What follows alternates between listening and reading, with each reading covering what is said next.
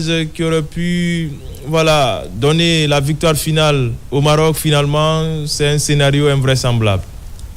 En tout cas, ça prouve à suffisance ce scénario. On le dit souvent que en matière de football, tout est possible. Et ce scénario vient en tout cas nous mettre nous renforcer davantage. En tout cas, personne ne pouvait imaginer après le penalty sifflé qu'on pouvait encore continuer à jouer ce match-là. Mais vous avez vu, Brahms Dar, qui est d'ailleurs le meilleur buteur de cette compétition, qui a complètement raté ce penalty.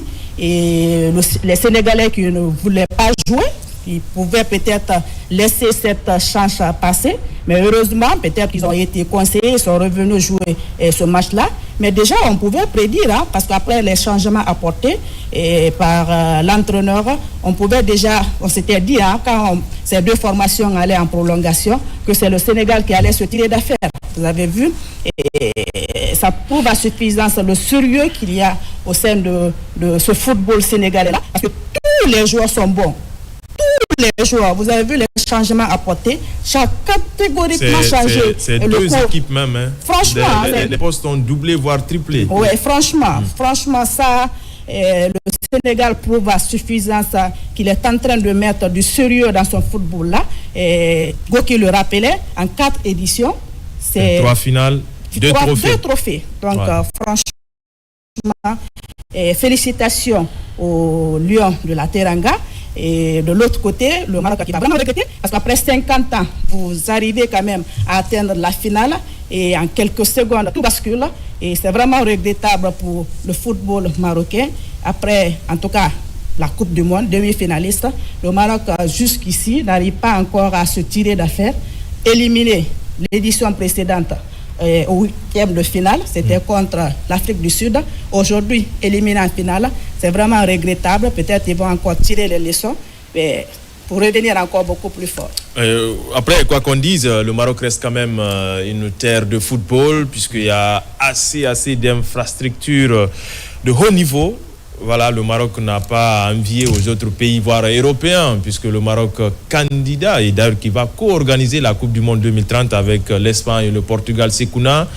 Pape Thiaw aujourd'hui rentre dans l'histoire du football sénégalais, champion d'Afrique avec les locaux.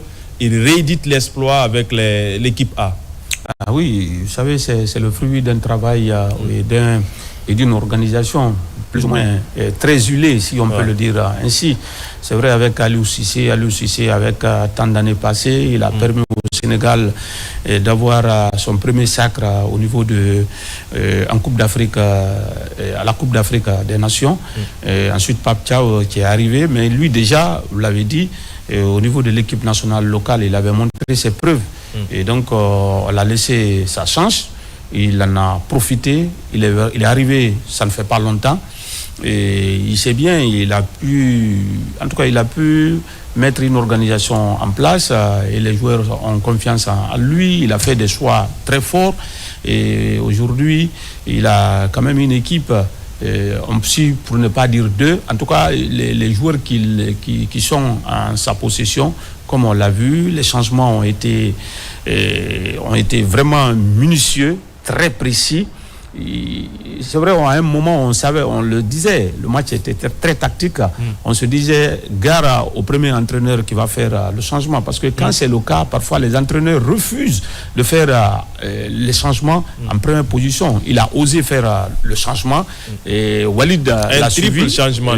Walid a suivi, mais et finalement, parce que celui qui a marqué le but, il était remplaçant, il a fait son entrée et là, il a pu marquer le but pour le Sénégal. Ce qu'on a dit, ce n'est pas quelque chose qui est inventé, c'est un travail bien fait, une organisation mise en place, on sait ce qui doit être fait.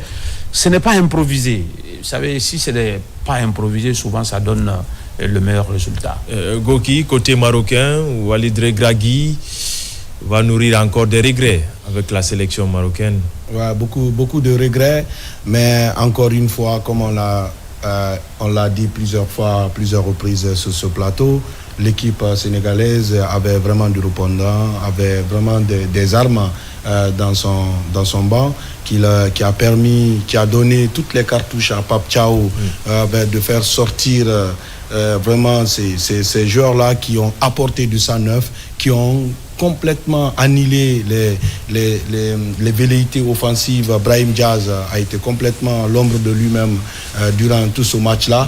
Et on a vu, ce n'est qu'en début de seconde mi-temps que comment dirais-je, Hakimi a commencé à monter sur son couloir, et de très bons matchs, un très bon match aussi de Diouf et du jeune Mendy qui ont été là. Mais encore une fois, Pape Thiaw a été très intelligent dans son triple changement. D'accord, il a renforcé, il a fait sortir Mendy, il a porté et il a mis Mamadou Sarr en relanceur, comment dirais-je, en libéraux. Voilà. Donc ça, c'était extrêmement important à ce moment du match-là. Pourquoi pas, mais c'est des faits de jeu. Je pense que le Maroc, ça n'enlève à rien l'organisation magnifique qui a eu lieu dans le royaume chérifien. C'est sûr qu'ils vont retrousser les manches, essayer de revenir pour la prochaine, pourquoi pas. Bon, d'abord le mondial. Et puis ensuite 2030 2027, voire même la CAN 2027, voilà, la CAN 2027 qui va prendre la direction de l'Afrique de l'Est désormais, voilà, parce que c'est le Kenya, l'Ouganda et la Tanzanie qui vont co-organiser. Ouais. Ça va être dans des conditions climatiques tout autres, en hauteur, en altitude. Ouais. Voilà, et j'espère, je reviens en tout cas sur ce que Mamie disait, j'espère que le Sili national sera en altitude, puisque voilà, on a quand même commenté énormément ce match, mais avec des pincettes, de ne pas avoir notre nation. Et déjà, on revoit encore Dame Coupe, qui a échappé de belle au lion du Maroc, de l'Atlas, voilà. Et c'est très beau trophée qui incarne, qui est l'incarnation, voilà, du football africain, tout simplement, sur terre marocaine. Mami, Sekouna, Goki.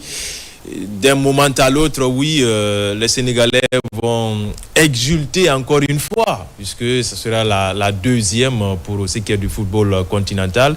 Et on est talonné par le journal télévisé qui sera tout à l'heure présenté par Kadiatou Kaba. Mais bien avant cela, mesdames et messieurs, gardez jalousement votre position, puisque la cérémonie de remise, c'est ici et maintenant, puisque après tout, il faut qu'on clôture en beauté. Voilà, donc restez. On va donc vous inviter à suivre cette cérémonie de clôture, s'il faut, de remise des trophées. Et tout en rappelant aussi qu'il y a le Nigeria, voilà, qui termine avec la médaille de bronze, qui est aussi recordman pour cet autre classement-là, qui finit troisième. 9 médailles de bronze pour le Nigeria. La troisième place, donc, remportée par les Super Eagles du Nigeria de Ademola Lookman. Et voilà, le dispositif, le protocole est déjà en place, mesdames et messieurs. On vous laisse profiter avec cette cérémonie de remise des médailles, des trophées individuels et surtout le trophée collectif qui revient au Lion du Sénégal.